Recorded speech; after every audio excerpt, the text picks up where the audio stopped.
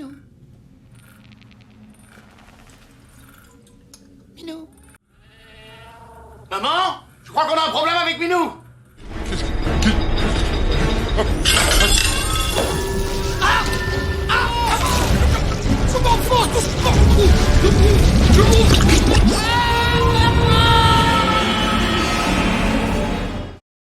Halo semuanya, balik lagi di channel Cerita Film. Kali ini Mimin akan mendongeng sebuah film yang berjudul Two Worlds atau dalam bahasa Indonesianya Dua Dunia. Film ini menceritakan suatu kaum atau suku yang hampir seluruh hidupnya diperbudak oleh kaum lain yang sangat kejam. Mereka selalu yakin akan keberadaan dunia lain, di mana dari dunia tersebut akan datang seorang juru selamat yang membebaskan mereka dari penindasan serta membawa kejayaan dan kedamaian abadi. Penasaran kisah selengkapnya? Mari langsung saja kita masuk ke alur ceritanya.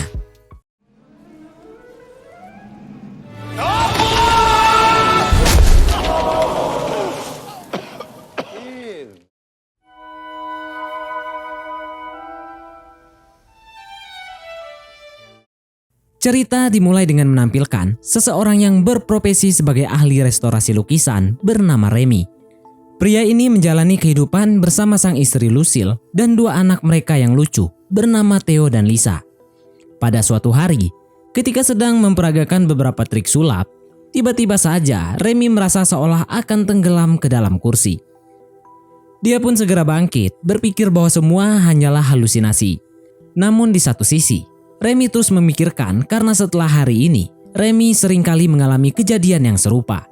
Tidak hanya tenggelam di sofa, tetapi juga di ranjang. Allez, bonne nuit.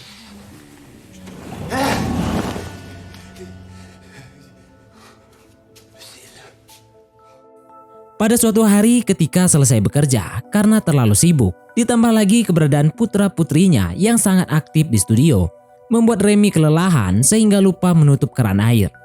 Akibatnya besok pagi seluruh studionya kebanjiran. Sortez, monsieur, là, sortez. Attendez. Sortez, il faut y aller. Une petite seconde. Sederhana memang, tapi membuatnya sangat kehilangan, termasuk kehilangan pekerjaan. Saat mencoba menyelamatkan lukisan-lukisan yang terendam, tiba-tiba saja Remy tenggelam. Tidak hanya ke dalam air, tetapi ke dalam lantai seperti ada sesuatu yang menarik. Sampai akhirnya muncul di danau yang sama sekali tidak dikenalnya.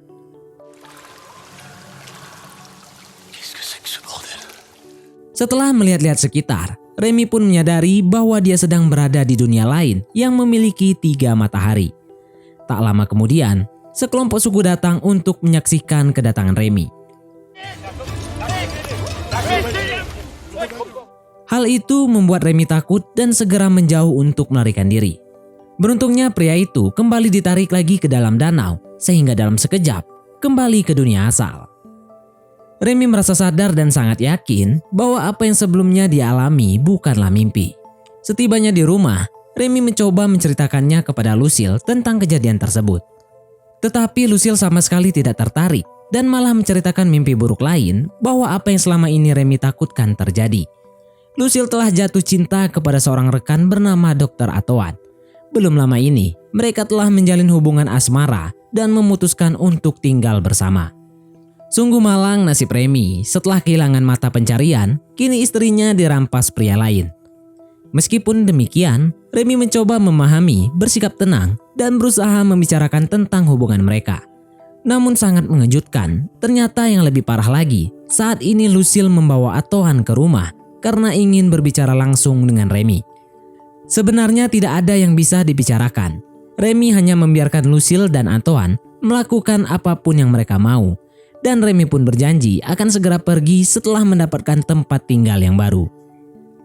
Merasa butuh tempat untuk berbagi, Remy pun mengunjungi keluarga besarnya. Mereka mendengarkan dengan hormat, tapi hanya untuk beberapa saat. Karena perhatian teralihkan kepada anggota keluarga terfavorit yang selalu berhasil dalam segala bidang, terutama memiliki banyak uang. Remy yang merasa diabaikan memutuskan untuk menyingkir ke dapur, menghabiskan waktu sendirian menikmati kopi. Namun tiba-tiba saja peristiwa aneh kembali terjadi.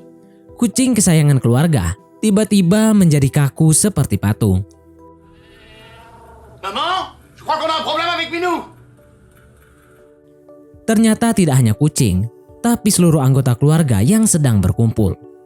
Lalu tiba-tiba, Je m'enfonce. Je m'enfonce. Je m'enfonce.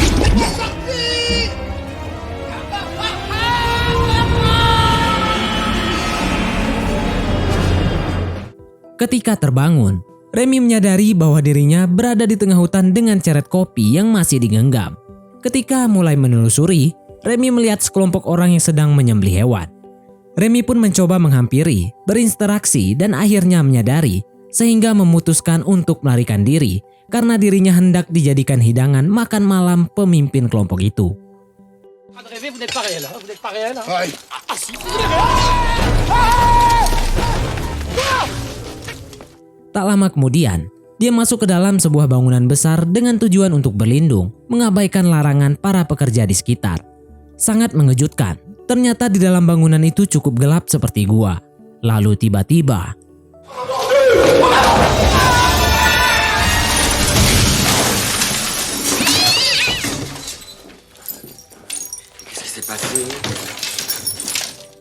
Remy pun kembali ke dapur rumah keluarganya yang menyebabkan semua berantakan. Tentu saja hal itu membuat seluruh anggota keluarga datang untuk memeriksa. Remy mencoba menjelaskan apa yang terjadi, namun tak ada seorang pun yang percaya sampai akhirnya ketika hendak melanjutkan ngopi, Remy malah tumbang tak sadarkan diri. Adegan kemudian menampilkan Remy yang mengunjungi dokter untuk memeriksakan kondisinya. Dokter mengatakan bahwa Remy tidak mengalami gegar otak ataupun cedera parah lainnya. Hanya saja ada bekas luka akibat gigitan di leher. Remy memberanikan diri untuk menjelaskan, tapi ya hasilnya sama saja. Dokter menganggap Remy kelelahan sehingga berhalusinasi. Pada hari berikutnya, Remy kembali ke tempat kerja di mana pemilik gedung, agen asuransi, dan para klien telah berkumpul untuk membahas segala macam pembayaran dan biaya ganti rugi. Ketika sedang mendengarkan ocehan dari masing-masing pihak, mendadak Remy kembali tenggelam.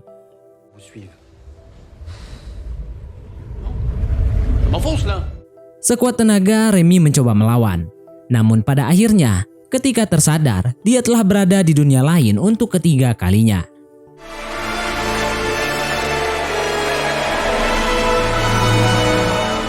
Kali ini Remy muncul dari semacam keranjang yang diletakkan di atas pohon yang tumbuh di tengah-tengah bangunan seperti tabung. Terlihat para anggota suku menyambutnya dengan penuh sukacita karena Remy adalah orang yang dinanti-nantikan oleh mereka. Semua bersorak menyemangati, berharap Remy bisa turun dari pohon dengan cara terbang sesuai dengan ramalan. Namun sangat disayangkan, keyakinan tersebut sirna ketika Remy mendarat dengan wajahnya.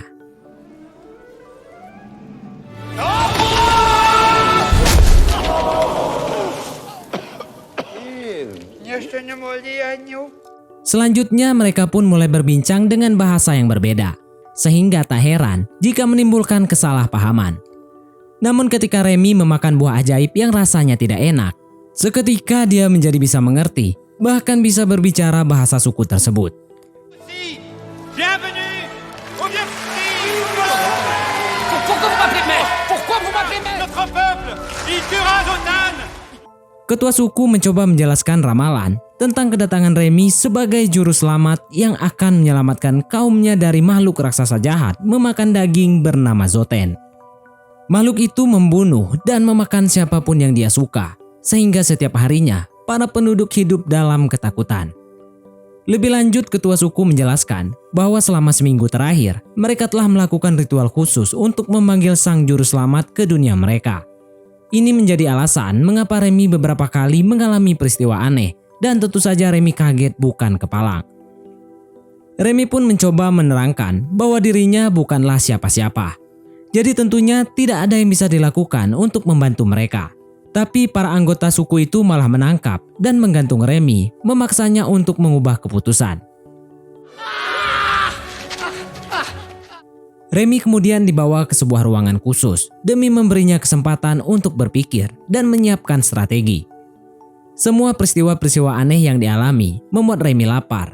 Namun ketika memegang semangka, tiba-tiba saja Remy kembali ke dunia asal. Kali ini dia memutuskan untuk tidak menceritakan kepada siapapun karena semua itu percuma. Kemudian Remy mencoba menemukan informasi tentang suku pedalaman, baik di buku-buku sejarah ataupun di internet. Sayangnya dia tidak menemukan apapun, sehingga satu-satunya cara untuk menghadapi masalah adalah dengan menjadi kuat dan mengalahkan Zoltan. Pada kesempatan berikutnya, Remy kembali ke dunia lain dengan penuh percaya diri. Kali ini dia akan berjuang agar tidak merasakan kehilangan lagi. Tetua suku memberikan pedang khusus, tetapi Remy tidak menggunakannya untuk melawan Zoltan. Tidak untuk saat ini, karena langkah pertama yang dia ambil adalah mengajak suku tersebut pindah ke wilayah baru. Hal itu membuat semuanya ketakutan, karena ada suatu peraturan yang melarang mereka melewati perbatasan. Bagi siapa yang melanggar, maka akan tersambar petir. Menurut Remy, itu semua hanyalah omong kosong. Karena Tuhan tidak pernah melarang manusia untuk melakukan perjalanan, apalagi demi kebaikan. Segera Remy membuktikan dengan mengajak seorang wanita bersamanya. Setelah itu, seluruh anggota suku pun mulai mengikuti dan semakin yakin bahwa Remy memang orang yang telah ditakdirkan. Beberapa jam kemudian, masih dalam perjalanan, kelompok itu bertemu dengan dua prajurit Zoltan. Mereka meminta para anggota suku untuk kembali atau dihukum. Tetapi Remy menolak dan mengajak anggota suku untuk melakukan perlawanan bersama-sama. Sayangnya ramalan tidak mengizinkan hal itu, sehingga mau tidak mau, Remy harus beraksi sendiri. Attention! Je peux me montrer d'une terrible violence. Hop, attaque! On me laisse pas seul, on vient m'aider, attaque! On vient m'aider!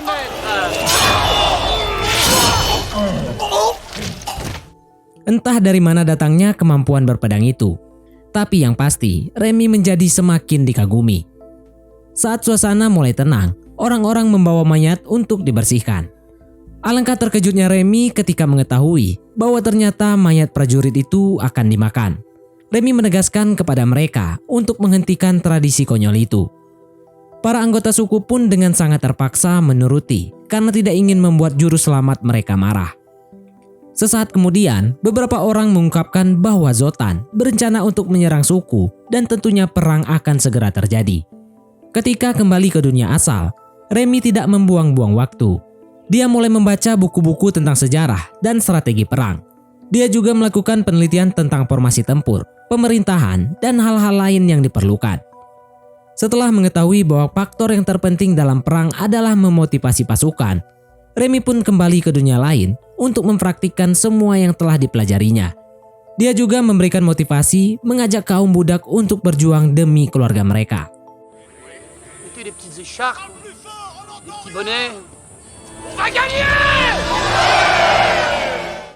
Pada suatu hari, Remy berniat tetap tinggal bersama kaum budak dan menghabiskan malam sama 6 wanita. Tentu saja semua menuruti perintah sang juru selamat. Para wanita pun bersedia melakukan apa saja yang diperintahkan. Namun mohon maaf, tidak seperti yang kita harapkan. Remy hanya menghabiskan malam dengan bercerita tentang kehidupannya, tentang kehilangan pekerjaan, dan ditinggal sang istri, dan sampai saat ini Remy mengaku bahwa dirinya masih mencintai Lucille. Tak lama berselang, Remy pun dipaksa kembali karena Theo sedang bersedih mengetahui orang tuanya akan berpisah. Lalu setelah berhasil menenangkan putranya, Remy pun segera pergi ke dunia lain, mendapati dirinya di dalam keranjang. Namun kini keranjang itu berada di tengah-tengah perang. Tanpa pemimpin, tentu saja suku itu kalah telak. Oleh karena itu, Remy memerintahkan semuanya untuk mundur dan naik ke dataran yang lebih tinggi. Kemudian setelah memberikan instruksi, Remy memutuskan untuk menerapkan strategi. Keesokan paginya, dia mulai memprovokasi kelompok Zoltan, menampar, menghina, melempar batu sampai akhirnya inilah yang terjadi. On est arrivé à 6 heures, je crois. Alors, il y a dormi, connard? Oh, pardon. Café! Pierre dans ta gueule!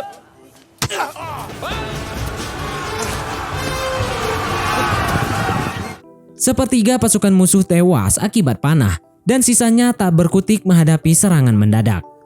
Hanya dalam beberapa menit, Zoltan dan pasukannya memutuskan untuk mundur karena tak mampu melanjutkan pertempuran. Hal ini menandakan bahwa Remy dan suku atau kaum budak berhasil memenangkan perang. Mereka pun semakin tunduk kepada Remy yang tidak hanya menjadi juru selamat tapi juga pahlawan perang. Remy kemudian diangkat menjadi kaisar. Dengan menggunakan pengetahuannya, pria itu membangun desa-desa dan pemukiman, serta tak lupa pula sebuah istana megah, yang mana itu membuat kehidupan kaum yang dulunya budak kini menjadi manusia bebas dan maju.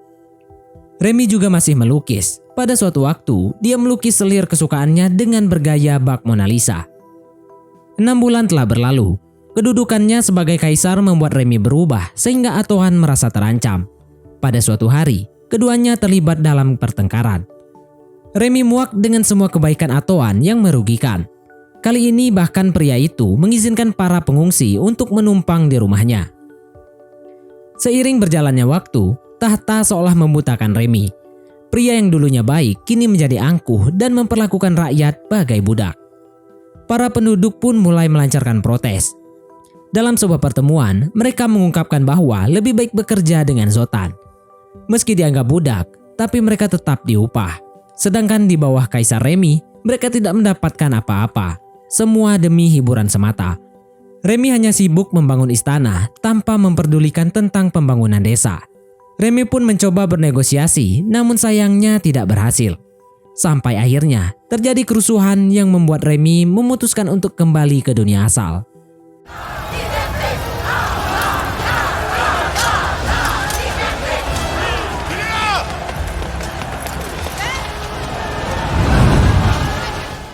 Beberapa waktu kemudian, Remy pergi menemui Sergi, seorang sahabat yang pernah ia ceritakan tentang dunia lain. Tentu saja Sergi tidak percaya dan mengira bahwa Remy sudah gila. Sergi merasa prihatin dengan apa yang menimpa sahabatnya, sehingga berjanji akan meminjamkan studio untuk Remy membuka usaha. Malam itu Sergi menepati janjinya, yang mana membuat Remy sangat bersyukur. Lukisan pertama yang dikerjakan Remy adalah milik kliennya bernama Delphine. Sejak saat itu, Remy telah kembali menjadi Remy yang dulu. Dan pada suatu hari, Delphine mengambil lukisannya. Ini bukanlah pertemuan pertama, karena sebelumnya Remy dan Delphine pernah bertemu dan sepertinya saling tertarik satu sama lain sehingga berjanji untuk makan malam bersama. Suatu makan malam yang sangat mengesankan, namun sangat disayangkan saat momen-momen romantik, Romy malah diseret kembali ke dunia lain. Oh no. Seorang tetua menjelaskan bahwa mereka memanggil Remy untuk memenuhi ramalan, yaitu menghabisi Zoltan dalam duel 1 lawan 1. Tentu saja Remy tak ingin lagi terlibat dengan ramalan gila itu. Tapi apa mau dikata, mereka segera membawa Remy dan melemparnya ke dalam gua Zoltan.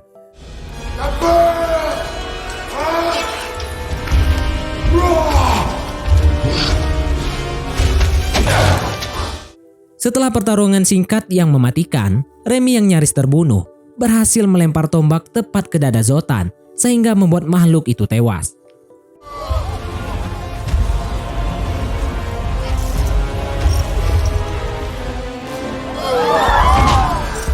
Melihat hal itu, para anggota suku bersorak gembira karena akhirnya mereka telah berhasil memenuhi ramalan di dalam buku kuno. Kini semuanya pun bersiap melakukan ritual terakhir, yaitu memakan Remy demi mendapatkan kekuatannya. Suatu kemenangan yang membawa musibah bagi Remy, sehingga dia segera berlari ke dalam hutan demi menyelamatkan diri. Selagi tetua menghancurkan artefak agar Remy tidak bisa kembali ke dunia asal, sang jagoan kita dengan konyolnya malah tertangkap. Delphine, que quelqu'un me parle! Je n'entends rien, Delphine! Je l'ai! Je le tiens! Beruntung ketika hampir dieksekusi, beberapa anggota suku yang mempercayai ajaran Remy datang merebut dan membuang artefak ke sungai. Akibatnya, Remy pun bisa kembali ke dunia asal. Saat terbangun, Remy mendapati dirinya di rumah sakit. Dia melihat Lucille dan Delphine juga berada di sana, serta seluruh keluarga besar. Pada momen ini, Delphine mengetahui bahwa Remy dan Lucille belum resmi bercerai, sehingga memutuskan untuk pergi menjauh. Lalu pada adegan berikutnya, Lucille mengungkapkan bahwa dirinya telah menyadari kesalahan dan mengakui bahwa perasaan cintanya kepada Remy tak pernah padam. Selain itu, Lucille juga memberitahu bahwa hubungannya dengan Atohan telah berakhir, serta berharap Remy bisa memberikan kesempatan kedua dalam hubungan mereka. Namun Remy sama sekali tidak merespon. Pria itu hanya berdoa semoga Lucille selalu bahagia. Film pun ditutup dengan menampilkan para penduduk suku yang membangun patung untuk menghormati Remy sebagai juru selamat mereka. Lalu ditampilkan juga Remy yang beberapa bulan kemudian mengunjungi Lucille dan anak-anak di pantai Barcelona. Mereka pun menghabiskan waktu menikmati liburan bersama dan film pun tamat. Mungkin sampai di sini saja teman-teman untuk alur cerita film kita kali ini. Terima kasih buat teman-teman yang telah mengikuti alur cerita film ini sampai dengan selesai. Sekian dari saya, sampai jumpa di konten berikutnya.